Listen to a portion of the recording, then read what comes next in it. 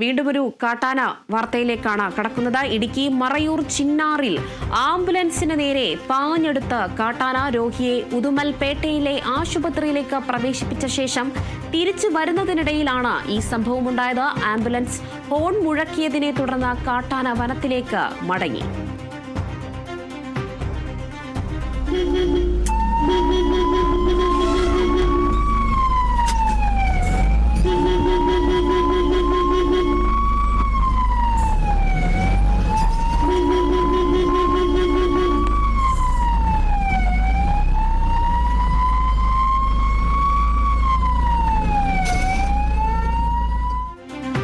ദൃശ്യങ്ങളിൽ വളരെ വ്യക്തമാകുന്നുണ്ട്.